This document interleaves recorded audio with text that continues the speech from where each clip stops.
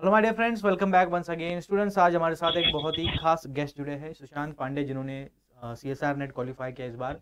सबसे पहले सुशांत, आपका बहुत बहुत स्वागत है हमारे यूट्यूब प्लेटफॉर्म पे। Thank you sir. चलिए सुशांत, बताओ कैसा महसूस कर रहे हो, बिकॉज इतनी मेहनत है इसके पीछे। कैसा महसूस कर रहे हो सीएसआर क्वालिफाई करने के बाद? अच्छा तो लगता है क्योंकि पहली बार जब दिया था तो सिर्फ 60 आए थे। हम्म। और दूसरी बार जब दिया था तो उसमें 80.5 आया था, लेकिन उसमें सिर्फ ओनली फॉर पीएचडी हुआ था। हम्म। और इस बार 81.5 पे आया तो उसमें एलएस भी हो गया था। चलो, बहुत बढ़िया। तो हमारे अच्छा। व्यूवर्स को बताइए, हाँ। आपने सीएसआर की तैयारी कब स्टार्ट की, कितने महीने का स्पैन रहा, और किस तरीके से आपने स्ट्रेटेजाइज किया प्रिपरेशन? तो उसके लिए तो हम लोग एमएससी फर्स्ट सेमेस्टर के बाद हम लोग शुरू किए थे। लेकिन शुरू करते थे उसके कुछ महीने बाद मिड सेम या सेमेस्टर आ जाए तो उसमें सही से हो नहीं पाता था। हम्म। तो अच्छी अच्छी तैयारी तो हम लोग एमएससी कंप्लीट करने के बाद हम लोग का हुआ था। जैसे जो गैप हो गया था 2 महीने, तो उसमें अच्छा तैयारी किए थे लेकिन हुआ नहीं। फिर तो इस बार वाला दिए थे जून में, तो इसमें कुछ अच्छा हुआ था। तैयारी के लिए हम या तो कुछ बुक पढ़ते थे या फिर ये सब कोचिंग वोचिंग की स्टडी मटेरियल मिल जाती हैं। और यूट्यूब यूट्यूब पे जो आईएफएस में बहुत से सेशन कराते रहते हैं, हम्म। लगभग 5-6 महीने लगातार चलते रहते हैं। ओके। तो आई जो क्वेश्चन प्रैक्टिस होता है उससे ज़्यादा काम अच्छे हेल्प होते रहते हैं। क्वेश्चन प्रैक्टिस में अच्छा रहता है उसके लिए। चलिए, हमारे व्यूवर्स को बताइए, आपने जब प्रिपरेशन स्टार्ट किया, ऐसा कोई सब्जेक्ट रहा जो आपके लिए चैलेंजिंग था, पढ़ने में समय भी ज़्यादा लगा, ऐसा कोई टॉपिक? सर शुरू में तो वो मैं कम्प्लेक्स वाला टॉपिक मुझे थोड़ा टफ लगता था, क्योंकि मैं उसको कभी पढ़ा नहीं था। तो मैं सिर्फ रियल पढ़ता था, लीनियर पढ़ता था, और इधर पीडी पढ़ता था, ये आसान लगता था। तो मैं कम्प्लेक्स वाला टॉपिक और ये ओडी वाला टॉपिक मैं मैक्सिमम टाइम छोड़ के जाता था। ओके। तो मैं इसको लास्ट 2 बार जो मैं एग्जाम दी इसमें मैं इन दोनों टॉपिक कवर करके गया था। ये थोड़ा पेपर अच्छा लगता था, लेकिन जो सिली मिस्टेक करते हैं बार बार छोटी छोटी, उसकी वजह से नंबर कट जाते हैं। ओके, सो हमारे व्यूवर्स को बताइए, आपने बताया कि प्रीवियस अटेम्प्ट में जो आपकी गलतियां हुई है उसको आपने सुधारा और इस बार क्वालिफाई किया। तो क्या हाँ। ऐसे नया चीज़ किया आपने इस अटेम्प्ट में, क्या ऐसे इम्प्रोवाइज किया जिससे आपका क्वालिफिकेशन इंश्योर हुआ? फिर इसके लिए तो मेरा वही सबसे अच्छा था ना, कि जो क्वेश्चन प्रैक्टिस करते थे तो मेरे लिए जो मैं गलती होती तो वो समझ में आ रहा कि जो यहाँ गलती होती तो वो पेपर में गलती होने से बचने लगा। ओके। क्योंकि मैं जब मैं यह लाइव क्लास में अटेंड होता था तो मैं क्वेश्चन पहले अपने सॉल्व करता था। तो मैं कभी कोई गलत टिक मार देता था, जो सोल्यूशन वहाँ मिलता था तो वो मेरे में सोल्यूशन में डिफरेंस आता, तो वो लगता था कि ये गलती अब अगली बार इसको तो नहीं करना यस। है।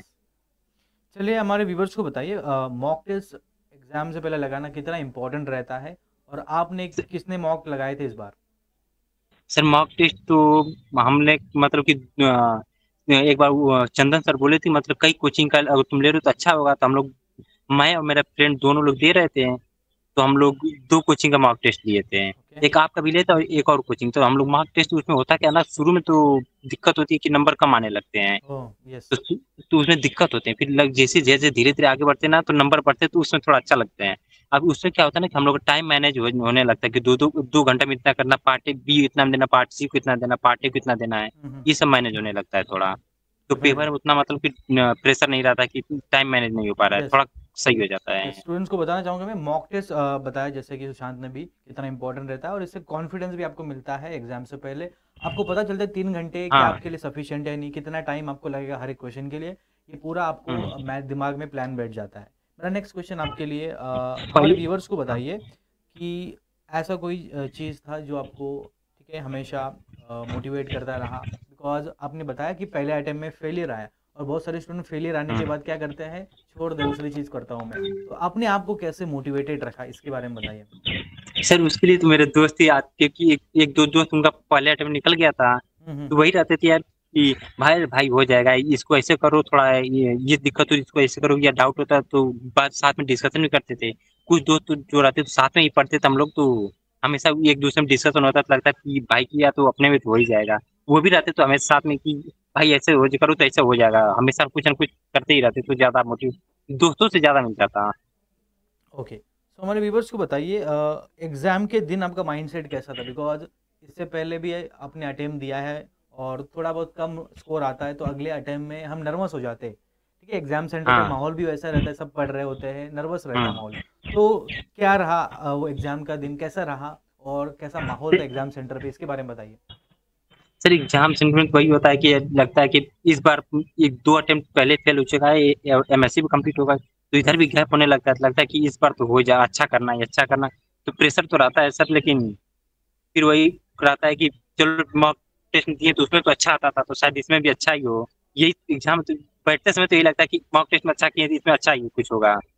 ओके, सो हमारे व्यूवर्स को बताइए, ऐसा कोई सपोर्ट सिस्टम आपके लाइफ में रहा है जो आपको मोटिवेट करता रहा हमेशा पढ़ाई में? आपने जैसे मेंशन किया फ्रेंड्स वगैरह है, तो घर पे भी ऐसे फैमिली मेंबर कोई होगा जो आपको मोटिवेट करता है तो पढ़ते रहे, ठीक है, भले एक दो फेलर आ गया कोई नहीं, आगे पढ़ते रहे, ऐसा कोई सपोर्ट सिस्टम?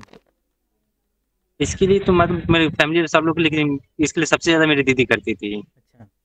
मतलब मुझे कोई भी अगर प्रॉब्लम आता तो मैं पहला फोन दीदी को ही करता हूँ, तो बाकी वहां से सपोर्ट रहता है, बाकी सब कुछ संभाल ही लेंगी वो दीदी। यस। सो हमारे व्यूवर्स को बताया आपने कौन सा सीक्वेंस फॉलो किया, बी पहले किया, सी पहले किया, इसके बारे में बताया, और कितना टाइम आपने अलॉट किया हर एक सेक्शन के लिए? सर मेरा होता है कि मैं पहले पार्ट बी हमेशा करता हूँ और उसके बाद पार्ट सी जाता हूँ, क्योंकि पार्ट बी में क्वेश्चन होते हैं कि सिंगल करेक्ट वाले होते हैं, तो उसमें जितना क्वेश्चन आया करते जाओ। तो पहली बार मैं 9 क्वेश्चन अटेम्प्ट किया था इस बार वाले ओके। में। तो मेरा लगभग लगभग लगभग 40 मिनट के आसपास में मैं 9 क्वेश्चन करके मैं पार्ट सी में चला गया था। ओके। तो उसका ये था कि उसमें नंबर भी ज्यादा होते हैं, तो उसमें थोड़ा टाइम दे दो और फिर जो टाइम बचे तो उसका पार्ट ए में आओ, फिर टाइम बचा तो जो पार्ट बी के जो क्वेश्चन सेशन छोड़े रहते हैं उसको फिर दोबारा अटेम्प्ट करना है। ऑलराइट। सो हमारे व्यूवर्स को बताइए प्रीवियस ईयर क्वेश्चन आपने कितने लगाए थे और कितना इंपॉर्टेंट रहता है पीवाईक्यू सॉल्व करना, और आपने कितने लगाए थे? प्रीवियस क्वेश्चन तो हमारे में एक साल गैप तो मैं लगभग लगभग पूरा मतलब जो मैं टॉपिक पढ़ा था उसका लगभग पूरा लगा चुका था। ओके। तो उससे होता है ना कि नए नए क्वेश्चन जितने कई साल के रहते हैं तो वो अच्छे हो जाते हैं थोड़ा। कोई भी नया क्वेश्चन है तो सोचने के लिए अच्छा हो जाता है उसके लिए। अब प्रीवियस क्वेश्चन लगाने से मैं तो यूट्यूब पे मैक्सिमम टाइम देखता था, तो उसमें हो जाता था प्रीवियस क्वेश्चन, तो उसी पे पूरा हो जाते थे। ओके। आपको नए नए क्वेश्चन भी यूट्यूब पे मिल जाते थे मेरे लिए। हम्म। चलिए मेरा नेक्स्ट क्वेश्चन आपके लिए, जब आपने एग्जाम पेपर सबमिट किया, सबमिट बटन क्लिक किया, तो क्या लग रहा था अंदर हाँ से, यस सर। होगा होगा इस बार, ऐसा लग रहा था? और इसके पहली बार तो था, इस बार तो मुझे लग रहा था कि एलएस भी नहीं होगा, क्योंकि इस बार का पार्ट भी बहुत टफ आ गया था उसमें। अच्छा। तो मैं जब दोबारा पार्ट ए के बाद पार्ट बी गया तो उसके बीच में जो मेरे पास लगभग लगभग 25 मिनट से 30 मिनट तक उसमें क्वेश्चन एक दो क्वेश्चन में हुए सही तो हो ही नहीं पाए थे, तो मुझे लगा कि इस बार तो एलएस भी नहीं होगा, अच्छा। क्योंकि कट ऑफ वही रहेगा ये 100 के आसपास, तो मेरा कट ऑफ उतना जाएगा नहीं। तो इस बार तो यही लग रहा था कि एलएस भी नहीं होगा, ओनली फॉर पीएचडी इस बार भी रहेगा। ये था कि इधर गेट में आ गया था, तो थोड़ा गन में था कि कुछ तो हो जाएगा, अप्लाई तो कर ही सकता हूँ कहीं ना कहीं। अच्छा। चलिए मेरा लास्ट क्वेश्चन आपके लिए, हमारे व्यूवर्स के लिए कोई मैसेज है जो अभी स्टार्ट किए सीएसआर नेट की तैयारी, कोई मैसेज आपके थ्रू उनके लिए? सर मैसेज के मतलब कि जो शुरू करते पहला होता है कि ये समझ में आता नहीं कि मैं पढूं क्या, तो वही होता है कि जो सबसे छोटा जो हमें अच्छा आता पहले वहीं से शुरू कर लो। और फिर नहीं आता तो यूट्यूब पे जैसे ना आईएएस देखेंगे, पहले बहुत से छोटे छोटे क्वेश्चन से फिर धीरे धीरे लेवल उठता है, उसको अटेम्प्ट कर लो। तो होता है ना कि लगता है छोटे छोटे ये तो मुझे आ रहा है, अब तो मैं कर लूंगा, ऐसे करते करते ना धीरे धीरे लेवल बढ़ता जाए, तो लगता है लास्ट में कि हाँ यार अब अच्छा खासा हो गया है। तो शुरू करने के लिए वही तो सबसे बेसिक उठा जो मुझे आता है, वो हम्म। खोल लेता, लगता है ये तो हो गया कर जाएगा। चलिए बहुत उसके बाद उसी इंपॉर्टेंट, तरह लेवल यस उसी तरह बहुत। धीरे धीरे आगे यस। बढ़। चलिए तो स्टूडेंट्स आपको थैंक यू आशा सर। करता हूँ सभी को वीडियो अच्छा लगा होगा, और इस इंटरव्यू से try to extract some motivation, ठीक है। आशा करता हूँ सभी स्टूडेंट्स कुछ ना कुछ सीख लेंगे इस इंटरव्यू से और इसको इनकलकेट करेंगे अपने प्रिपरेशन की जर्नी में। Thank you so much Sushant for your valuable time. I wish thank you all the thank best you for all your thank future thank journey as you well.